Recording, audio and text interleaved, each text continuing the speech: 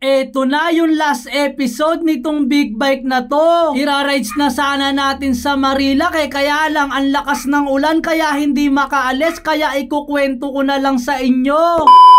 Eto na sana yung pagkakataon para mailabas na natin sa Marilake itong motor na big bike. Kaya lang ayaw tumigil ng ulan kaya i-adjust natin sa susunod na araw. Marami din ang nagre-request na ilabas ko daw mula una hanggang matapos. Kaya ikukwento ko sa inyo kung ano ba yung mga pinagdaanan kaya medyo natagalan siyang natapos. Dito pala siya nagsimula, nabili ko to sa may-ari na hindi na daw umaandar at nabaha. Kaya hirap na hirap kaming isampa dahil hindi na umiikot yung gulong sa harap at likod. Kaya nung nauwi ko to, pinag-isipan ko muna kung ano yung mga gagawin at kung magkano yung magagastos ko. Ayan yung itsura nung makina pag angat ko ng tangke, kaya ayan muna yung hinarap ko kung mapapaandar ko. Kaya pag baklas ko agad nung carb, naghanap na agad ako sa online kung makakakita ba ako ng pyesa nito. So yun, nabaklas na natin yung sa head.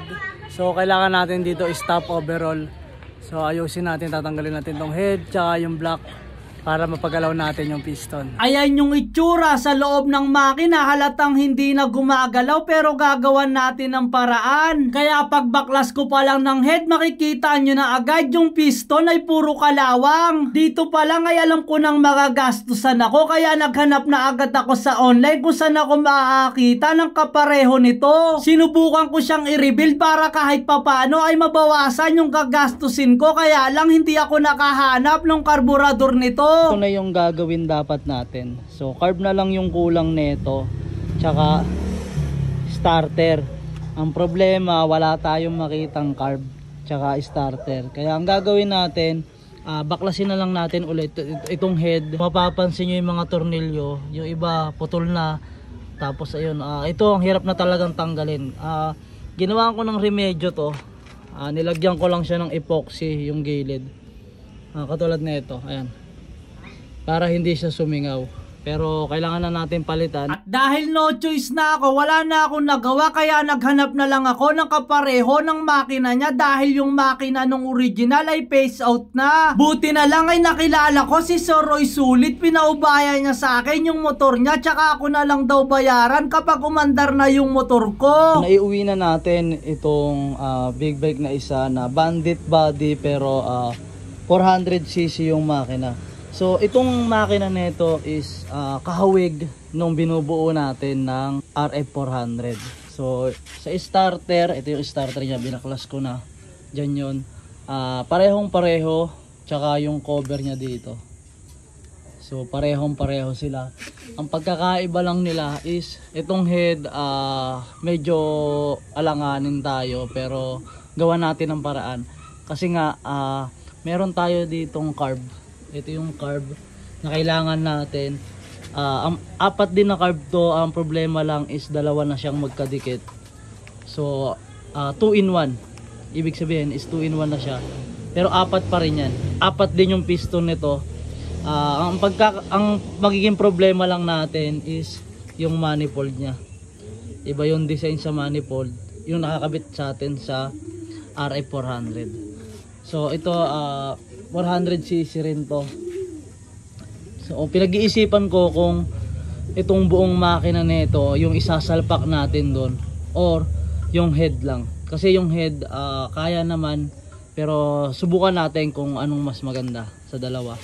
Mapapaandar naman natin to. Tapos ito kasi itong motor na to is halos taon na rin na naka-stock. Kaya yung mga wiring nito kinuha na, pinagpaputol na.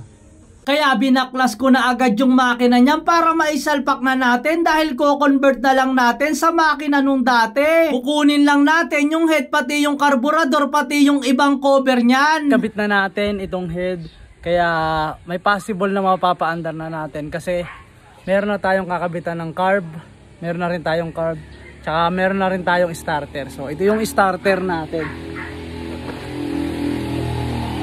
Ayan, so ito yung ikakabit natin na starter. Tapos andito na rin yung carb. So, ito yung carb na ilalagay natin. Kaya ang ginawa ko niyan sa makina, inayos ko na para mapaandar na natin yung motor. Kaya nung naisalpak ko na lahat, napaandar ko na bigla yung motor.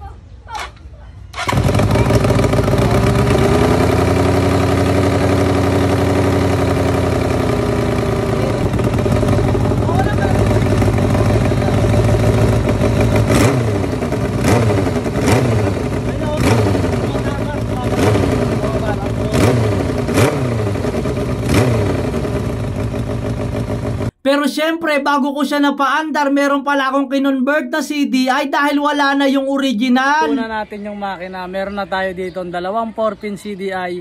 Ito na ikakabit natin para magkaroon na ng kuryente at mapaandar na natin. Alright. Nasalpak na natin yung dalawang 4-pin CDI. Kaya matitesting na natin kung aandar. Ito yung gagamitin natin na baterya. Kaya pagkatapos ko mapaandar, binaklas ko na lahat, pati yung ibang mga kaha, pati yung mga dapat baklasin. Kasi papapinturahan na natin, dun lang tayo medyo natagalan, kaya akala nyo ay tinatagalan ko. Baklas na lahat ng mga kaha. Tapos ito na yung natira. Yung chassis na lang niya, tsaka yung makina. Yung makina is babaklasin din natin. Tapos ito, kung mapipinturahan, pinturahan natin. Yan. Andiyan na lahat, pati harness. Baklas na ito. Nagka-problema rin pala yung chassis neto, kaya pinagawa ko muna bago ko dinala sa painting shop. Kinakalawang na kasi yung kinakabitan ng shock, kaya pinapalitan ko ng bago para pag kinabit ko ay hindi lulusot yung shock. Kaya nang matapos, ginabi na kami, kaya dinala ko na agad sa painting shop para mapinturahan na agad. Lumipas ang ilang linggo ay natapos na, kaya binuo ko na agad. Hanggang sa dumating yung araw, pinagduktong-duktong ko na yung mga putol-putol na wire sa harness niya. Kaya lumipas ang ilang araw, unti-unti ko na siyang nabubuo, kaha na lang naman ang inaantay. Kaya nung dumating na yung kaha, kinabit ko na agad para mabilis kong mabuo. May mga pagkakataon din nagkaroon ako ng trangkaso, kaya hindi ko agad mabuo. Kaya nung nakabit ko na yung makina at ibang kaha, ay sinubukan ko na agad sa labas kung aandar na ba.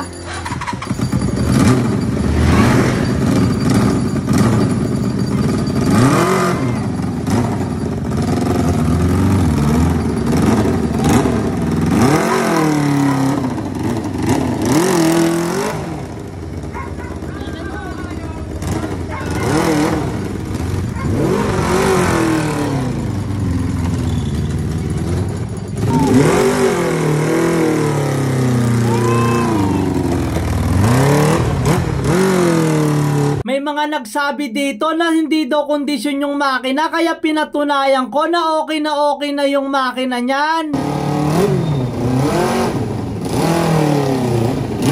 Ito yung sinasabi nila na hindi daw kondisyon yung makina dahil hindi daw gumagana yung ibang cylinder at hindi daw nakasynchronize yung carb. So ito lang talaga yung problema niyan. Yung tambutso niya dito is may singaw, kaya papalitan natin ng isa pang tambutso at ipapalit natin. Yan. So pagpalit natin, sure ball na wala ng singaw yan. Kaya all goods na yung makina niyan. Alright. So, start natin.